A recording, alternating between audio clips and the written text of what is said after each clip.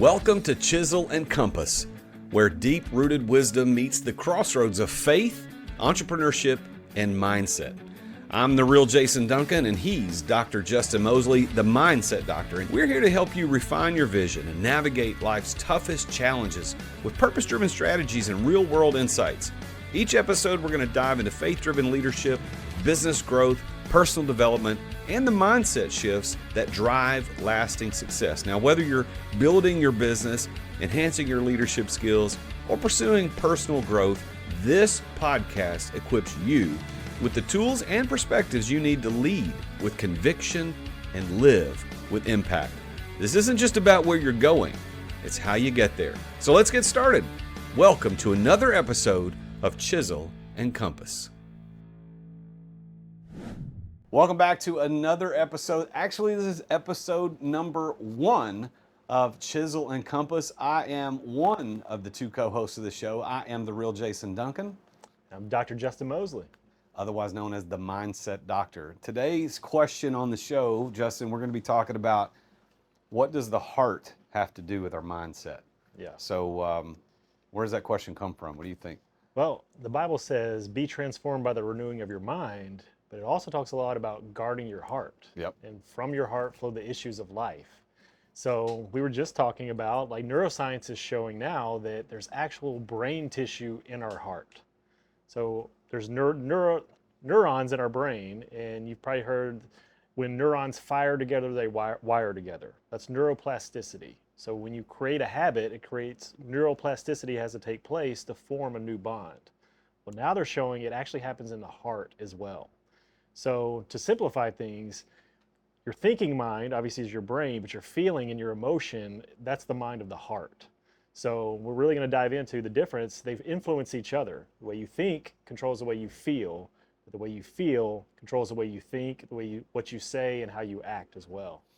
Yeah, I was watching something on Instagram or YouTube Shorts recently about somebody talking about that science has recently discovered that our hearts are like a mini brain. Yep. And that if you really think about it, your emotions don't come from the mind, they come from the heart. Yep. But the heart affects the mind. So if you feel anxious or worried or scared, it's not your mind's not doing that, because the mind that's not its functionality, although we used to think that's where it comes from, it actually comes from the heart. Yep. So there is a connection between our mindset and the guarding of our hearts and making sure that emotionally we're protected. So I think this is going to be an interesting conversation. You and I both are students of mindset. You are obviously the Mindset Doctor. You've been studying this for a long time. Before we kind of get into that, I think probably for the audience's sake, let's tell a little bit about your background, where you came from, how you became the Mindset Doctor, and then I'll share a little bit about mine, because this, I think, would be important for people to know where we're coming from, because we're not your doctor. I'm not a doctor, but like we're not psychologists, we're not psychiatrists, we're not offering professional advice, but it's our perspective on these things. So tell everybody a little bit about your background. Yeah, so for me, I'm a chiropractor by trade. My wife's a chiropractor as well, and started our practice in 2012. Fast forward to 2018, we built a very successful practice. And I'll give the short story. I actually had a near-death accident in 2018, which was a wake-up call for me, that God has called me to make a bigger impact. And I was playing way too small. I was making a difference in our community, but God was like, you can have a chance to make an impact all over the world. So I kind of stepped back and I looked at my life and kind of what led to the success that we had. And it was really all about mindset, leadership, business, sales, marketing, all the stuff that I'd studied for years that led to the success. So what I wanted to do, I was like, I just want to put stuff out that helps people. So I looked at, all the stuff from Tony Robbins, Jim Rohn, Bob Proctor, Dr. Joe Dispenza, all the people that I studied. I wanted to put stuff out through my lens that would help other people. And I was speaking at a mastermind group and just talking on mindset, and some guy was like, dude, you're the Mindset Doctor. I was like, I like that, I'm gonna run with it. So that's how the brand even came along, but it was my passion. Like for over 10 years, I read 100 books a year because I just loved just feeding my mind with new stuff. And it stemmed back from, I read my first Tony Robbins book when I was 16. And he talked about he read 700 books in a short amount of time to really change his life. And I was like, well, if he can do that, I'm gonna start feeding my mind. And I loved it because just that thought of when you change your mind, you can change your life. And that's what I noticed. The more I started learning new concepts, it opens your mind to a whole world of possibilities, which I know you've noticed that in your life as well as you started diving deeper into mindset. Yeah, so my background, I was in pastoral ministry for 13 years, and then left that to go into teaching. So I taught eighth grade American history for 4 years. Really enjoyed that. Would have continued to do that probably forever, except for budget cuts.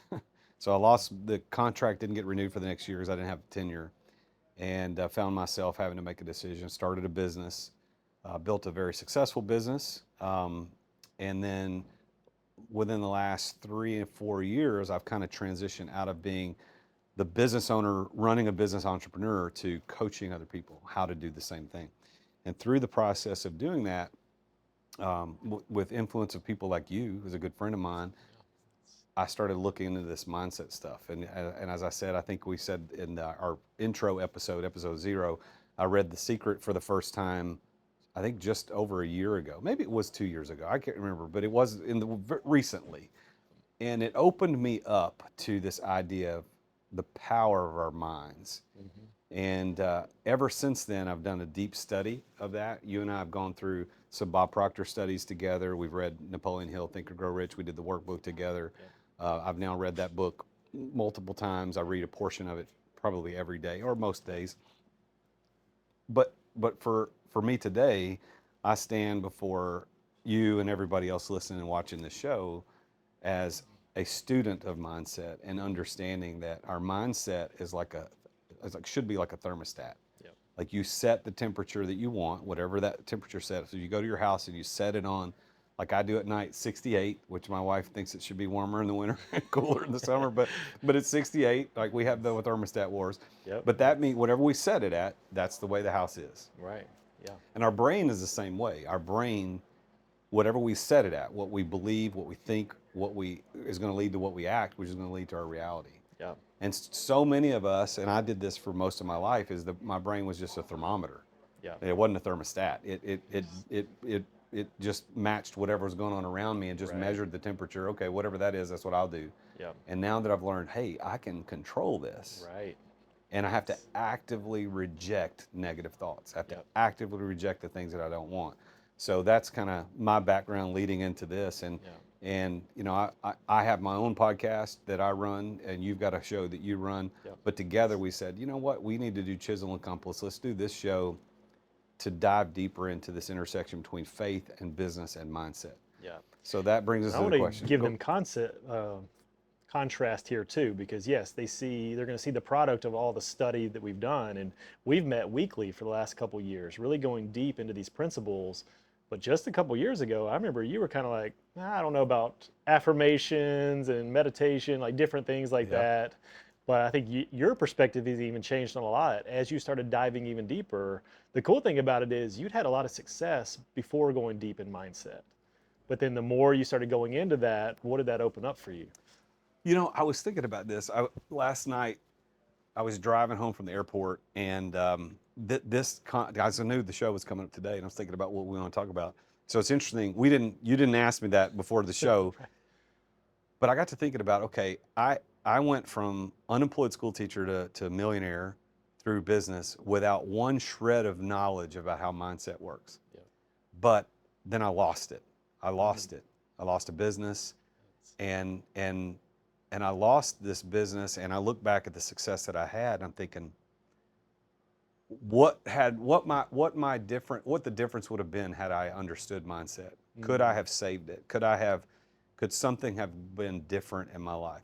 But then I also thought about, well, what about all these people that are wildly successful financially in business, but don't understand mindset? I think it's every blind squirrel can find a nut every once in a while. I think people stumble into all kinds of good stuff without the knowledge of what it truly is. Yeah. But how much better would it be if we truly understood what it was? And I think, which we'll dive in on further episodes, faith and belief, all those stuff has to be so strong. Because you look at LeBron James, one of the greatest players in the world. He doesn't have to wake up in the morning and do an affirmation, I'm the greatest player in the world. Like, he has a belief. He can just show up.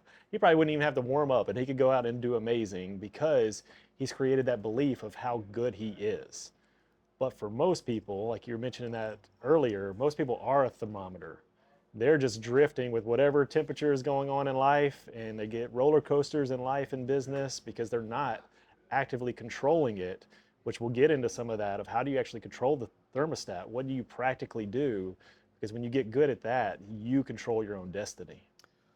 So, what does the heart have to do with mindset? So, you kind of brought out the neuroplasticity. Mm-hmm. So, we've learned through, I guess, the past decade or so that our brains are not plastic in the truest sense, but they can be formed. Yep. And you can take somebody and reform them if through enough Yep. brain, I guess not physical brain work, but like mental work on the brain Yeah. to reform that. But our hearts have a lot more to do with that than I think we've ever been led to believe. Yeah, and I know we'll dive deeper into manifestation too, and kind of demystifying that, because manifestation itself is just bringing something into reality. But a lot of people will look at, hey, if I change my mind and I have positive thinking, then my whole life can change, which that's partially true. But the real reason why your thinking doesn't really control what you manifest is because of the underlying emotion that's actually triggered into your nervous system. So you mentioned anxious, worry, all those things are deep emotions. So if you truly feel those at a heart level and you're worried about finances, you're worried about things that could go wrong, but you're trying to positive think, oh, I think it's going to be great, but deep down you really don't feel like it's going to be great, it's not going to be great for you.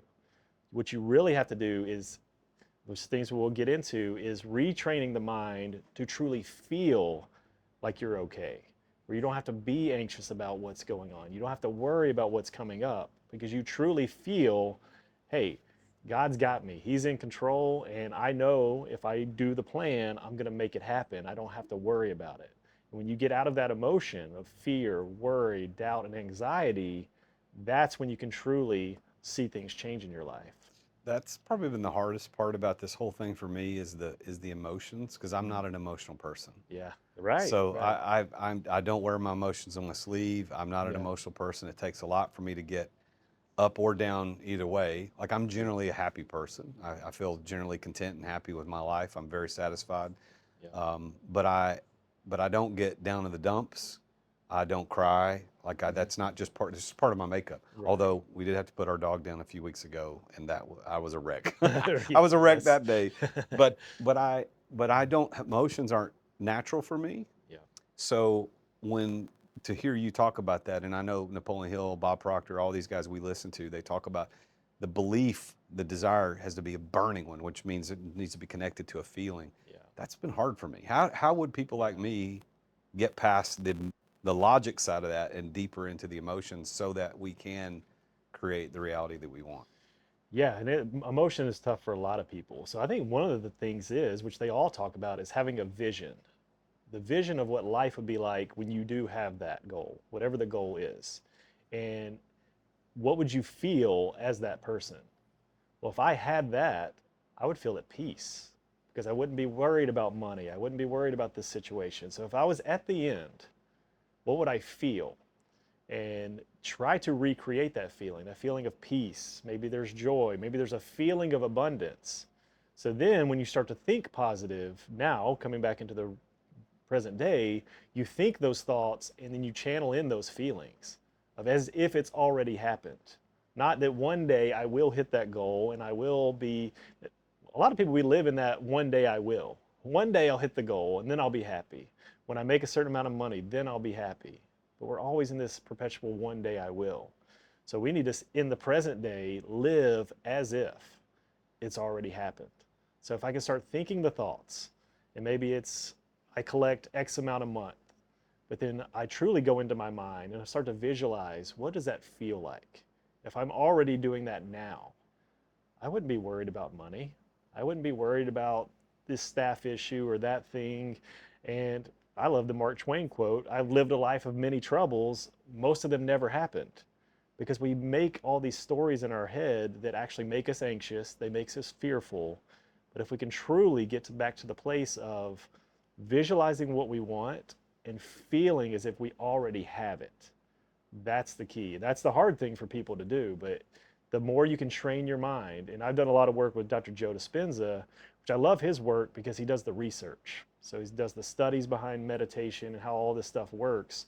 And he's got a great quote. He's like, I don't care if you stop doing the work, you stop doing the affirmations, the meditations, all those things. I just want you to get back to it.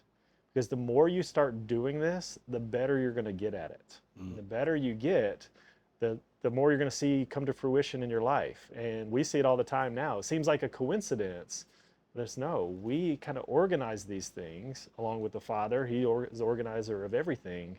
But we're able to see stuff happening faster in our life because we are connecting our heart and our mind together. Those thoughts, the feelings, and the emotions create the actions and affect everything around us. So speaking of the heart, I've kind of pulled up. I've got some scriptures I want to look at that before, and I think a lot of the listeners who have a background in biblical studies, maybe they're students of Judaism or Christianity, but they will understand these verses.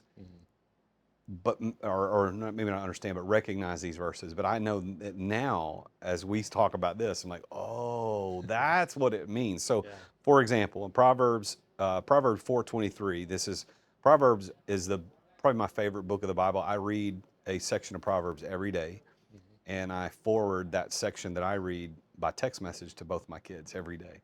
I did it for my son for years. And then most recently, over the past year or so, I started when my daughter, she's younger, so I started doing it with her. And my son, every once in a while, will ask about, hey, you sent this verse, what do you think about this? My daughter is yet to acknowledge, but she's 21. She'll figure it out. She'll get around to it.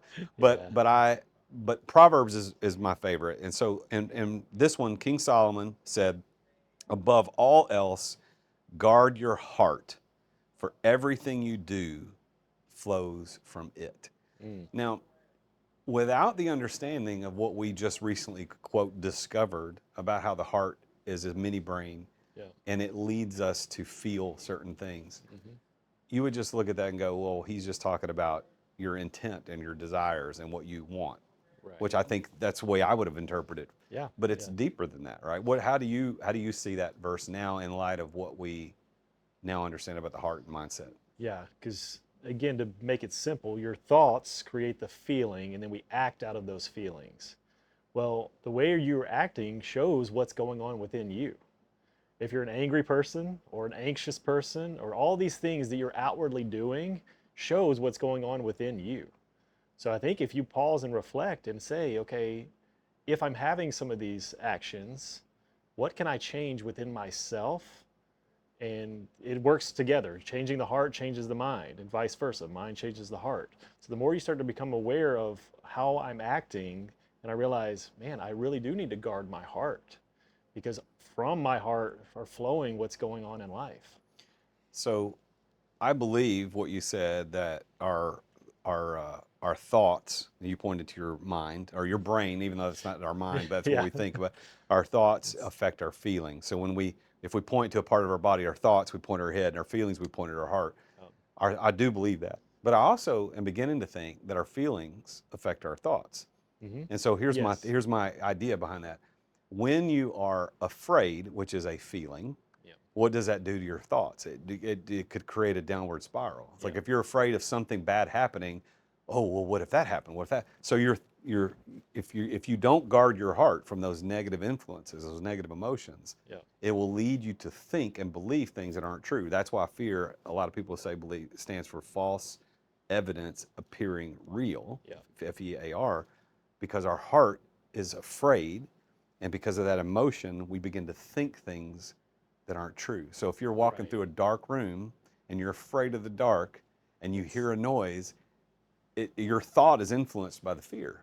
Right. So I think it works both ways, doesn't it? Yeah, and that's where it's hard, because you can't see the mind. And I think we both seen Bob Proctor's illustration of the mind is probably one of the best ones, where he's got the mind, the subconscious mind, and then the heart, because there's a gate between your conscious mind and your heart is your subconscious mind. So just your conscious thinking doesn't implant into your subconscious mind. It's that's your feeling mind, your subconscious mind. So that's where, okay, perfect example. If you look at the bank account and the money's not there, you get this fearful, anxious feeling. And then all of a sudden next month you get this same feeling and you got to pay the bills and all these things. And you keep feeling that feeling over and over. All of a sudden it's like Pavlov's dog. You're going to look at the bank account, that feeling triggers to your mind, oh, things aren't okay, danger, fear. So that's where you can't just consciously use your conscious mind thinking everything's okay, I'm creating wealth, money's flowing to me freely. No, subconsciously you're feeling, you've seen that bank account so many times, you don't think things are okay.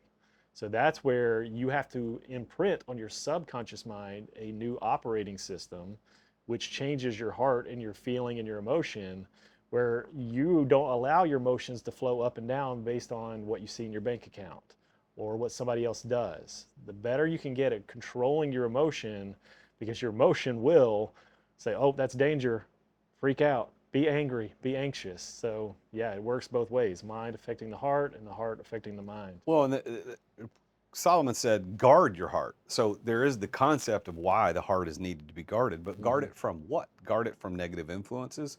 Guard it from anything that's gonna attack it in a negative way. Yeah. What is a guard for? A guard stands guard against danger, against threats.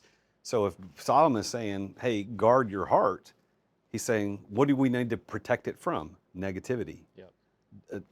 Negative desires, negative thoughts, negative actions. That's what we got to guard against. And man, I've seen the evidence of negativity like pull people into absolute insanity. Right. Like not clinical insanity, but like just that's dumb. Why would you even say that? Like you don't want that to happen. Why would you say it? Well, their heart isn't guarded. Yeah.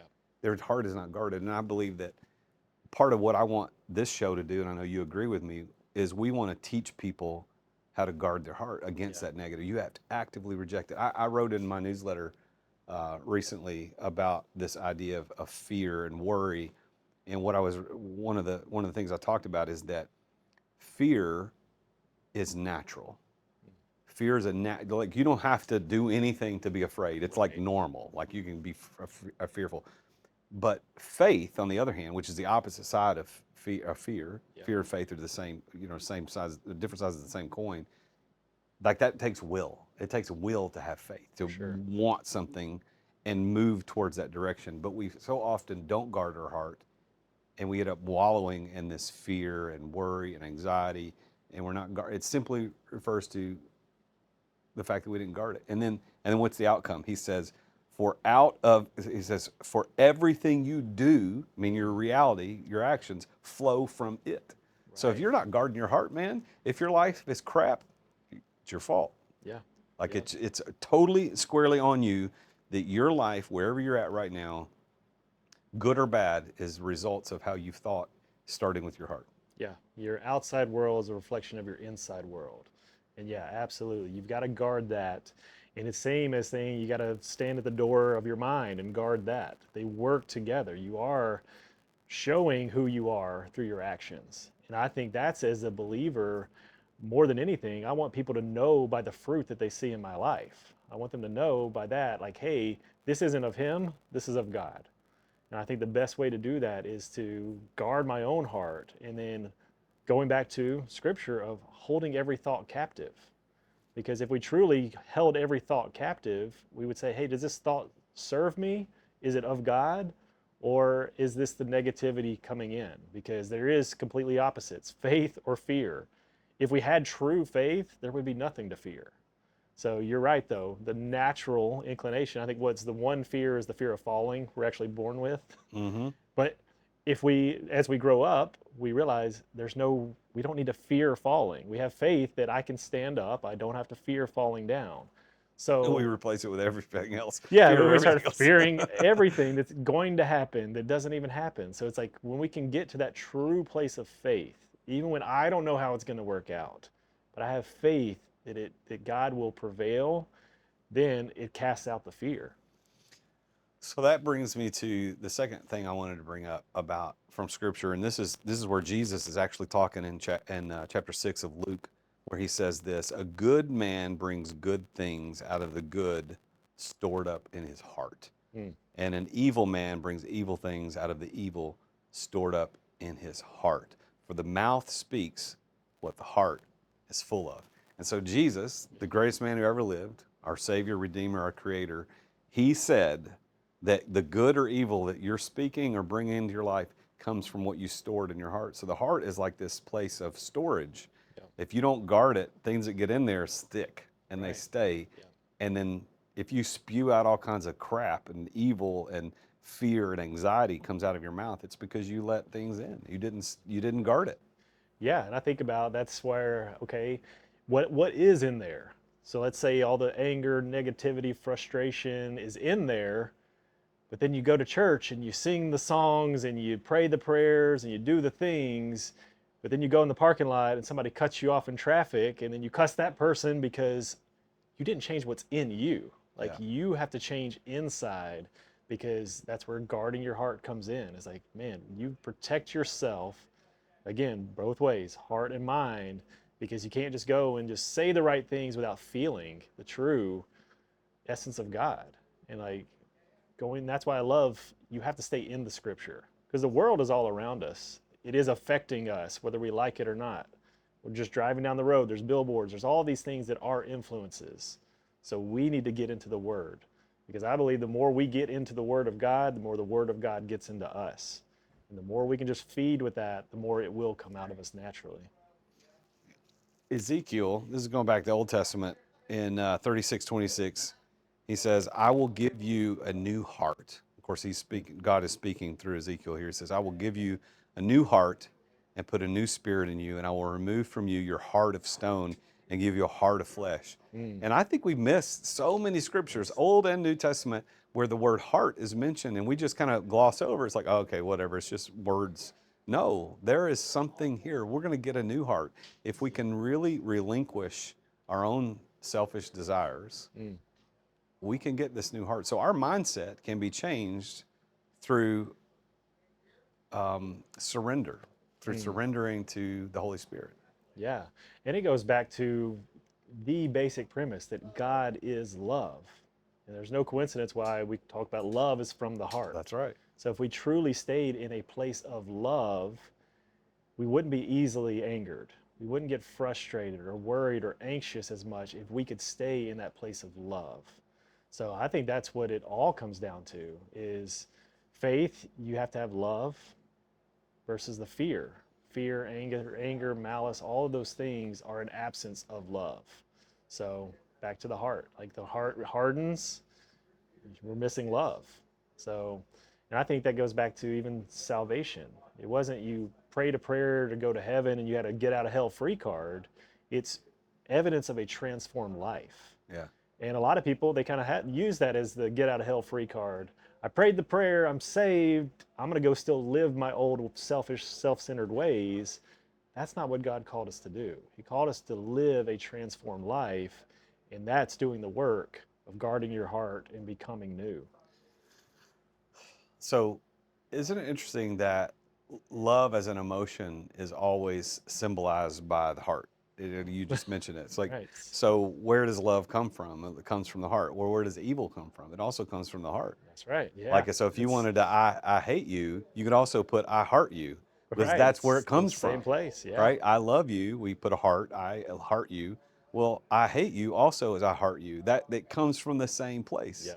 It's Yeah. the same source of emotions. It's that negative thing. So for us as businessmen, as entrepreneurs, if we want to succeed, which I would think you were saying if you don't want to succeed, but if you want to succeed, guarding your heart is one of the things you got to do.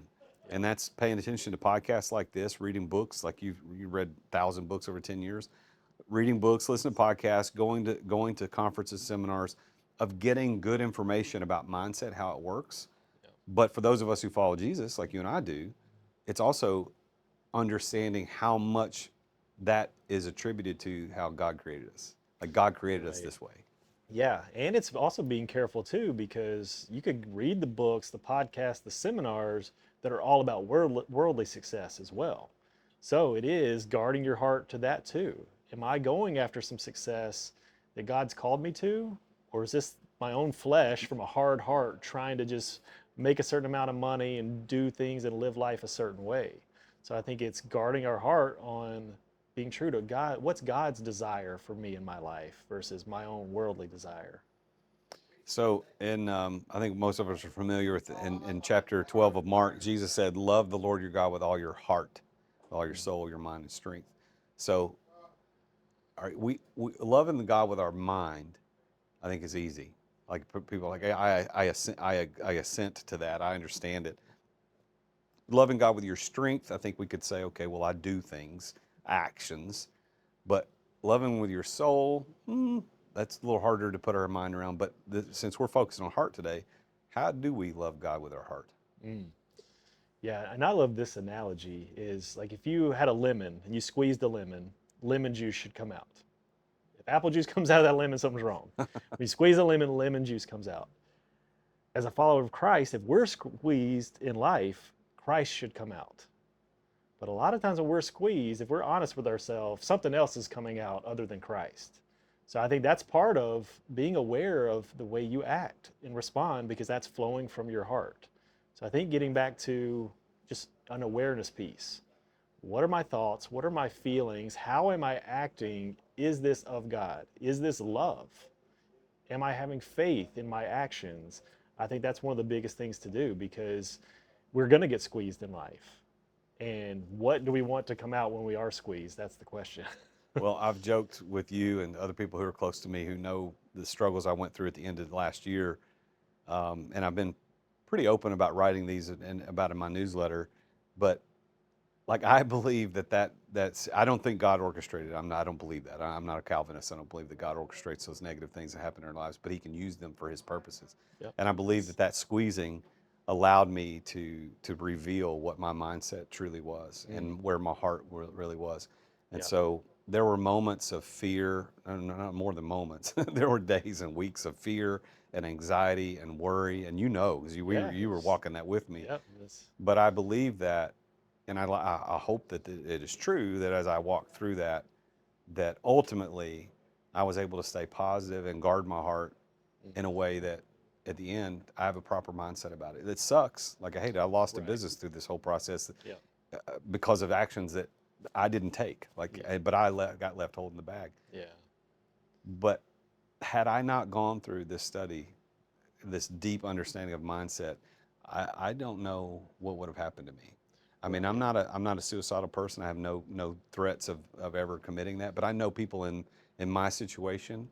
I don't know them personally, but I know of stories that they said, I'm done. Right. Yeah. And I don't think I would have been that guy. Yeah. But who knows? Or even, and yeah, people have gone through stuff that wasn't even as difficult as you did, but they turned to alcohol to numb the pain, drugs, looking for other women, just something to keep their mind off the problems that are going on in life, versus staying true to, okay, it is a reality, I'm going through this, but keeping your focus on your faith and God's going to bring you through it.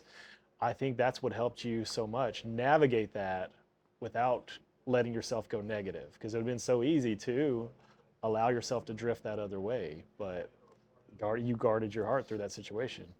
Well, I think our enemy wants us to leave our heart wide open, and I think he does it through the subtleties of letting this woo-woo idea of mindset and law of attraction and vibration.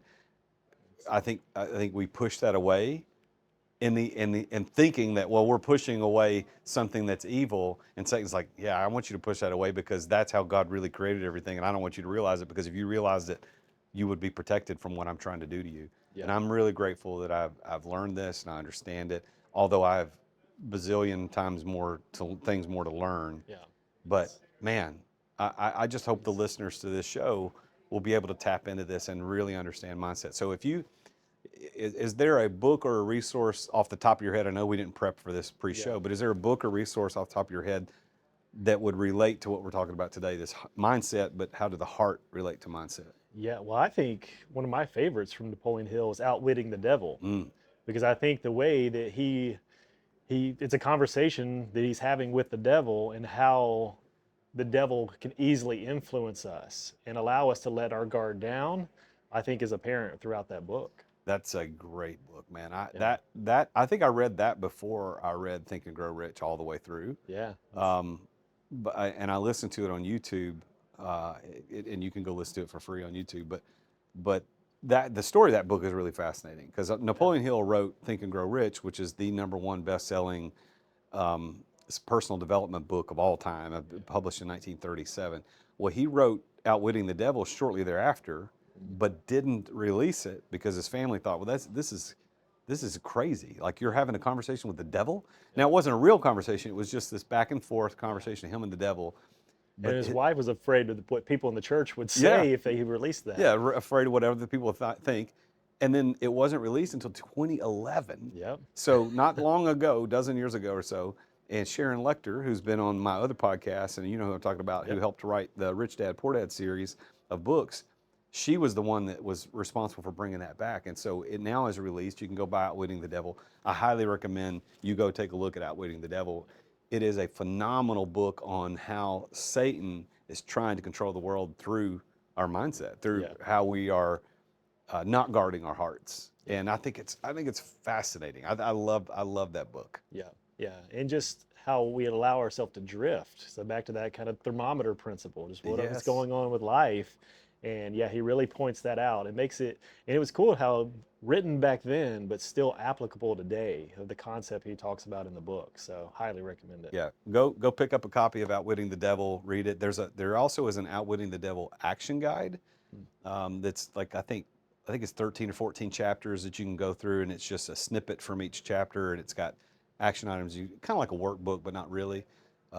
Very, very, very good. And so if you're interested in these concepts that Dr. Moseley and I are talking about here, like, that's probably a great place to start, is Outwitting the Devil. It's an easy read. And if you listen to it on YouTube, I think it's fascinating, because there's a voice actor for Napoleon's character and for the devil. So you can definitely tell who's talking. And I think you're going to really dig it. If you've never read it or heard of it, you got to go check it out. Well, so what does the heart have to do with mindset? I think we've kind of tapped at least a little bit of the reservoir of the knowledge and wisdom in that. Yeah. Any final thoughts on this before we close out for today? Yeah, I just think, one, stick with us, because we're going to go deeper into these principles, and just knowing that we know ourselves, we haven't arrived.